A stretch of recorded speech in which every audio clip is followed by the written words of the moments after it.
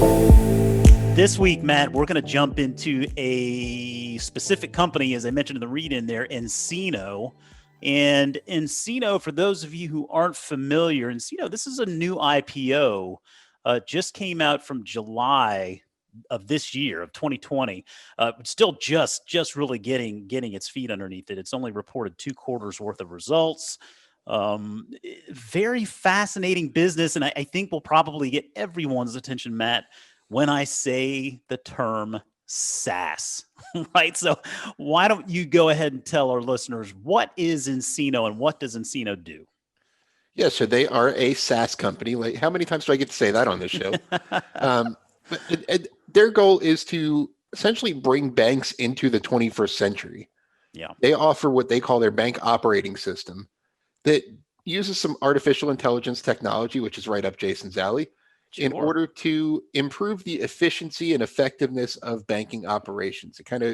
It's designed to be a seamless platform that's accessible from anywhere there's an internet connection, that really just improves banking. Just to kind of run down a couple of quick statistics. It's used by 1,100 banks so far. So even though this is a recent IPO, it's not a tiny company by any means. Some of its clients are Bank of America, TD Bank, Regions Bank. So it's used by a lot of the big players in the industry for their technical needs. And the statistics are pretty impressive. Just running through a few of the numbers, banks who use this saw account applications loan closing times improved by 40%. That's pretty impressive.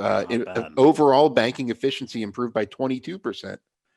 And in terms of growth, they saw account application completion rates, meaning that customers who start an application finish it, improved by 127%, all while reducing service costs dramatically. So it's designed to not only improve the banking experience, but to make it more cost effective as well, which a lot of these brick and mortar banks desperately need to compete with the new wave of disruptors coming to the market.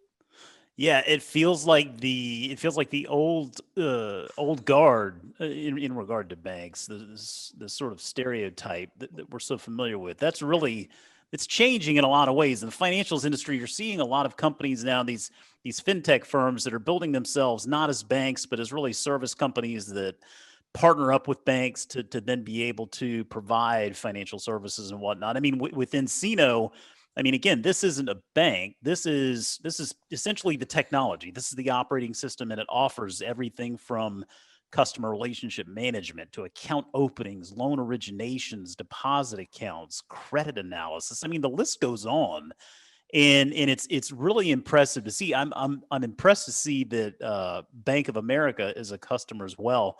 In regard to how they make their money, and again, it's a young company. They're just kind of getting things going here, but is this primarily just a subscription business? Is there a transactional component to it?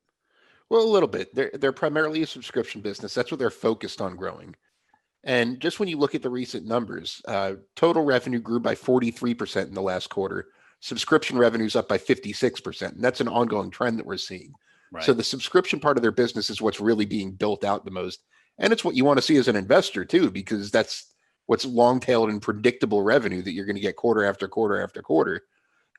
It's also worth noting that this platform is based on Salesforce's architecture. Yeah, they use Salesforce's CRM technology. Salesforce is a big shareholder of nCino. They own about 12% of the company. Yeah, I saw that and thought, of course, the first thing that comes to mind is this just Salesforce ultimately just take this thing over? Because with close to 12% of the shares, and listen, when I saw the description of the business, what they do, its operating system offers customer relationship management. And for folks out there who wonder what that is, that's CRM. That's specifically what Salesforce does. Shoot, man, that's Salesforce's ticker.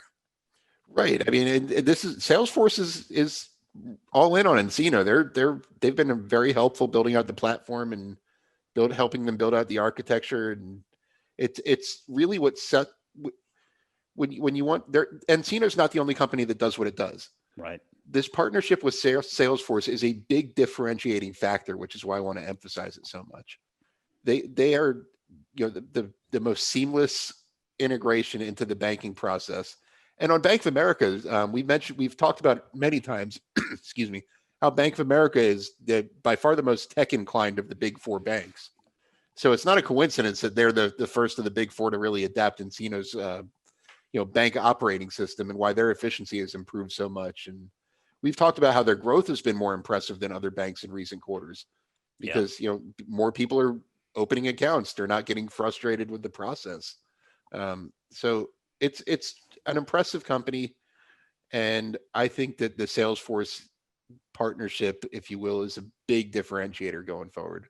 Yeah, I mean, I guess that was going to be the next question I asked. Really, is when you talk about this space, and I mean, there is competition. I mean, this isn't just nCino's market. What I mean, would you consider their only real advantage that Salesforce relationship, or is it the fact that Salesforce has really helped build this company up from that architecture, so to speak, that gives it a more holistic service, right? A more holistic offering. I mean, what ultimately is nCino's advantage beyond the Salesforce angle, or is there one? Well, I would say that there's a big first mover advantage going on there. Okay. I mentioned they have about 1,100 customers right now. To put that in perspective, there are a little over 5,000 banks in the U.S. So that's Okay. a pretty big market penetration so Yeah, you far, get especially with some of 20% or those so. big Yeah, names I mentioned. not bad. And as I mentioned the statistics on how much they're saving their customers, how much more efficient they're making the loan process, for example. As more banks join the platform, as those statistics really get out there, you get this kind of network effect where other banks are seeing the value in the platform. At some point, JP Morgan Chase, Citigroup, and Wells Fargo are going to see how much more efficient Bank of America is getting because of this, and might take a closer look at the platform. Yeah. I mean, and Regions direct competitors are going to see how much it's helping Regions and say we need that. So it's definitely a network effect, and if their software is really as good as it seems to be, then having 1,100 customers already using it is the best growth advantage you can have.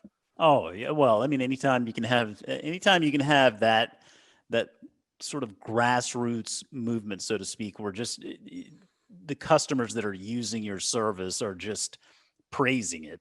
And then you're seeing the results from your competitors, and they're bringing those results down to the bottom line. I mean, banks, especially these days, are trying to figure out any which way they can really to eke out as much profitability in this low interest rate environment. So certainly could see the longer term road there, the longer term opportunity there for nCino.